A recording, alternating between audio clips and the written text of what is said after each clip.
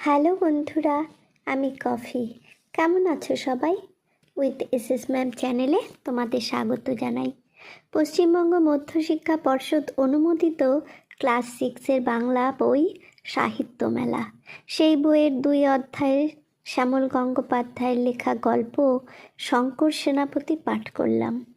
এরপর হাতে কলমে বিভাগের কবি পরিচিতি ও 1 থেকে 7-এর দাগের প্রশ্নের উত্তরগুলো এসএস ম্যামের কাছ থেকে জেনে নেব। পরবর্তী ভিডিওতে বাকি প্রশ্নের উত্তরগুলো জেনে নেব। এখনও যারা উইথ এসএস ম্যাম চ্যানেলটি সাবস্ক্রাইব করোনি তারা চটপট সাবস্ক্রাইব করো ও পাশের বেল বাটনটি অন রাখো, যাতে পরবর্তী ভিডিওগুলোর নোটিফিকেশন পেতে পারো। চলো তবে শুরু করি। এখানে বাতাসের ভিতর সবসময় ভিজে জলের ঝাপটা থাকে। মনে হবে কে যেন ভালো করে বেটে জলের মিহিদানা মিশিয়ে দিয়েছে। কারণ আর কিছুই নয়, 5-7 মাইলের ভিতর বঙ্গোপসাগর। পাগলা বাতাসে তার ঢেউয়ের গুঁড়ো সবসময় উড়ে আসছে। আকন্দবাড়ি স্কুলের ক্লাস 5-এ বিভীষণ দাস এমু পাখির কথা বলছিলেন। প্রকৃতি বিজ্ঞানের ক্লাস, বইতে পাখির ছবি। কাছাকাছি ভেটুরিয়া, সাইবাড়ি, ঘোলপুকুর আর আকন্দবাড়ির জনাত্রী শেখ ছেলেমেয়ে বসে। স্কুল বাড়ির ছাদের টালি, মাটির দেয়াল, মাটির মেঝে, কাঠের বেঞ্চ। জানালায় কোনো শিক নেই। সেই জানালা দিয়ে মেঘ দেখা যায় আকাশের, দেখা যায় পাখি উড়ছে। সেদিকে তাকিয়ে একটি ছেলে আনমনা হয়ে পড়েছিল। নারকেল গাছের মাথার উপর দিয়ে কত উঁচুতে ডানা মেলে শঙ্খচিল ভাসছে। একদিন রাতে স্বপ্নের ভিতর সেও অমন করে ভেসে পড়ে। ঘোলপুকুরে গাব গাছের উঁচু ডাল থেকে ঝাঁপ দিচ্ছে বড় দিঘিতে। সিধে জলে না পড়ে সে পাখির মতো ভাসছে, ডানার বদলে 2 হাতে বাতাস কেটে। বাতাস যেন জল, পিছনে 2 পা ঠেলে দিয়ে আরও এগিয়ে যাচ্ছে, উঁচুতে, আরও উঁচুতে, অনেকটা ওই শঙ্খচিলদের মতোই। এই শঙ্কর, শঙ্কর, চমকে উঠল ছেলেটি। এতক্ষণ যেন সে ক্লাসের বাইরে শঙ্খচিলদের সঙ্গেই আকাশে উঠছিল। থতমত খেয়ে সে উঠে দাঁড়ালো। হ্যাঁ মাস্টারমশাই। বিভীষণ দাস প্রায় ভেঙচে উঠলেন। হ্যাঁ মাস্টারমশাই, খুব মন পড়াশুনোয়। চোখ কোন দিকে ছিল এতক্ষণ? কি দেখছিলে? শঙ্কর একদম চুপ। স্কুলের সামনে ধান খেতে রোয়া ধান সবে মাথাচাড়া দিয়ে উঠেছে, ঘন সবুজ আর লাইন দিয়ে রোয়া। তার ওপর এইমাত্র একখানা মেঘের ছায়া পড়ল। ছায়া সরে যাচ্ছে আর সেখানে রোদ এসে ঢুকছে। বিভীষণ দাস চটে গিয়ে বললেন, কি দেখছিলে বাইরে? শঙ্কর ঘাবড়ে যায়। শঙ্খচিল মাস্টারমশাই, আকাশে। ও শঙ্খচিল, আমি কি পড়াচ্ছি বলো তো? এমু কথাটা একবার তার কানে ঢুকেছিল। শঙ্কর তাই বুক ঠুকে বলছিল, এমু পাখি মাস্টারমশাই। এমু পাখি দেখেছ কখনো? হ্যাঁ মাস্টাই। এদিকে সবাই মাস্টারমশাই কথাটা তাড়াতাড়ি বলে মাস্টাই। কোথায় দেখলে? ঘোলপুকুরে বড় দিঘির পাড়ে সবেদা গাছের ডালে এসে বসেছিল। সবেদা গাছের ডালে এসে বসেছিল? কেমন দেখতে সে এমু পাখি? শঙ্কর বুঝল কোথাও একটা বড় ভুল হয়ে যাচ্ছে, তাই মাস্টারের কথায় ঠাট্টার সুর। তবু তার যেমন মনে পড়ল তেমনই সে বলল, খুব গাঢ় ছাই রং মাস্টাই, বাজ পাখির চেয়েও বড়, চওড়া বুক, উড়ে গেলে ডানায় বাতাস কাটার শব্দ হয় জোরে। এমনি অন্য পাখিরা তখন ভয়ে ভয়ে সরে যায়। ভয় সরে যায় বলি, এটা কি 55 নাপেরা পেয়েছ? বানিয়ে বানিয়ে যে পার্ট বলে যাচ্ছ খুব। সারা ক্লাস হাসিতে ফেটে পড়ল। বিভীষণ দাস কড়া মাস্টারমশাই গম্ভীর গলায় বললেন, এমু পাখির বাসস্থান আন্ডিজ পর্বতমালা। 3 বছরে একবার মোটে 2টো করে বড় বড় ডিম পাড়ে। সে কোন দুঃখে অত দূর দেশ থেকে ঘোলপুকুরের বড় দিঘির পাড়ে সবেদা গাছের ডালে এসে বসবে? আর এমু হলো গিয়ে দৌড়বাজ পাখি, খুব দৌড়ায়, উঠতেই পারে না। ঘোলপুকুরে তুমি এমু পেলে কোত্থেকে বলো? বলতেই হবে। শঙ্কর মুষড়ে পড়ল, কিন্তু তার মনে হচ্ছে সে দেখেছে। ক্লাস শুদ্ধ সবাই ফিক ফিক করে হাসছে। কোথায় দেখেছে? দেখে থাকতে পারে, তবে কি প্রকৃতি বিজ্ঞান বইয়ের ছবিতে দেখলো? না, তাহলে সাহস করে বলল, বলবো মাস্টাই? বলো। তাহলে স্বপ্নে একদিন দেখেছি মাস্টাই, বড় সাইজের পাখি, সারা ক্লাস হাসিতে ফেটে পড়ল। হাসি থামাতে বিভীষণ দাস বললেন, স্বপ্নে দেখেছো? হ্যাঁ মাস্টাই, নইলে আর কোথায় দেখব? আপনি তো বললেন এমু পাখি থাকে আন্ডিজ পাহাড়ে। সে পাহাড় কোথায় আমি জানি না। স্বপ্নে আরও অনেক রকমের পাখি আসে মাস্টাই। চুপ বলে থমকে উঠলেন বিভীষণ দাস। তোমার বাবার নাম কি? আগে অভিমন্যু সেনাপতি। তাকে আসতে বলবে কাল, আমি কথা বলবো। বাবা তো আসতে পারবে না মাস্টাই। কেন? বাবার খুব অসুখ। এমন সময় সেকেন্ড বেঞ্চ থেকে সমীরকান্ত দীক্ষিত উঠে দাঁড়িয়ে হাসি চাপতে চাপতে বলল, ওর খুব পেট গরম মাস্টাই, তাই রোজ স্বপ্ন দেখে। বইয়ের পাতা উল্টাতে উল্টাতে বিভীষণ দাস জানতে চাইলেন, পেট গরম কেন?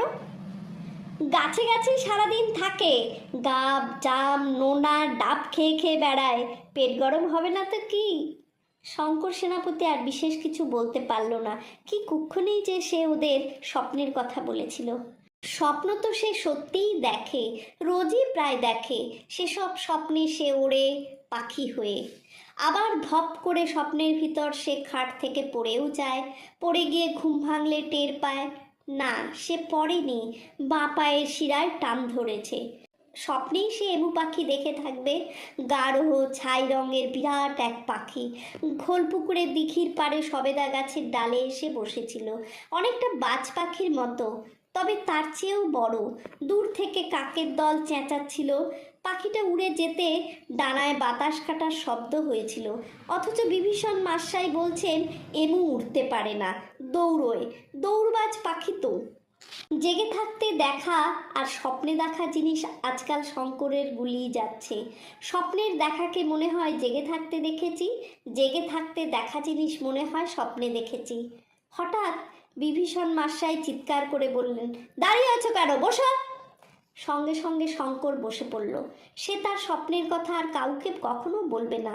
বিশ্বাস করে বলার ফল তো এই, স্বপ্নে সে অনেক কিছু জানতে পেরেছে। যেমন স্বপ্নের বাতাসের রং নীলচে, বাড়ি ঘরদোর খয়েরি রঙের। স্বপ্নে ধাক্কা খেলে কিংবা গুঁতো খেলে কোনো ব্যথাই লাগে না, অনেকটা যেন ঘোলপুকুরে বড় দিঘিতে ডুব দিয়ে মাটি তোলার পর ভেসে ওঠার মতো। আপোষে ভুস করে ভেসে ওঠা, জলের নিচে পোতা বাসে গা ঘষে গেলেও টের পাওয়া যায় না। বিভীষণ মাস্টারমশাই বলেছিলেন, পাখি দেখার জন্য যখন মাঠে বা বাগানে ঘুরবে তখন খুব সাবধানে পা টিপে টিপে চলবে, যেন পায়ের শব্দ না হয়। জামা কাপড়ের রং শুকনো পাতার রং বা জলপাই রঙের হলে ভালো, এই রং গাছের পাতার সঙ্গে মিশে থাকে। বেগুনি রঙের জামা পরলেও ভালো, পাখিরা বেগুনি রং দেখতে পায় না। তন্ময় হয়ে শুনছিল শঙ্কর। হঠাৎ মাস্টারমশাই তার দিকে তাকিয়ে বললেন, শঙ্কর সেনাপতি। হ্যাঁ মাস্টাই বলে তড়িঘড়ি উঠে দাঁড়ালো শঙ্কর। তুমি তো গাছে গাছে ঘোরো। একগাল হেসে ফেলে শঙ্কর। হ্যাঁ তা মাস্টাই। তুমি তো অনেক রকম পাখি দেখো, তাদের কথা বলতে পারো? বিভীষণ মাস্টাই যে তাকে এমন একটা কথা বলবেন তা ভাবতে পারেনি শঙ্কর। সে লজ্জার সঙ্গে বলল, মাছরাঙা। আর হাড়ি চাচা, ডৌখোল, পানকৌড়ি, তিতির মাস্টাই। বাহ, যত পারবে চোখ খোলা রেখে এই পৃথিবীর পাখি গাছপালা মেঘ আলো সব দেখে নেবে। শঙ্করের বুকটা গর্বে ফুলে উঠল। বিভীষণ মাস্টারমশাই বললেন, এই খোলামেলা পৃথিবীর সবচেয়ে বড় বই, তাকে চোখ ভরে দেখায় সবচেয়ে বড় পড়াশুনো।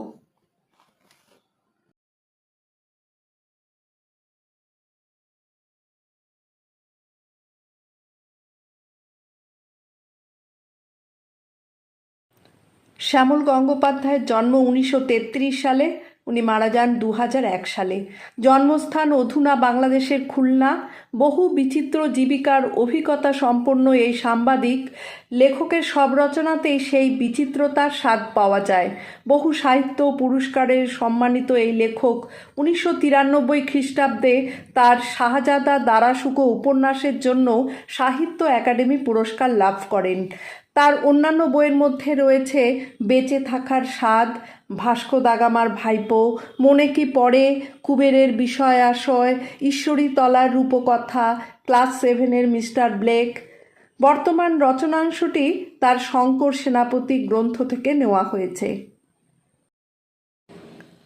একের দাগে প্রশ্নটি হলো শ্যামল গঙ্গোপাধ্যায় লেখা দুটো বইয়ের নাম লেখো।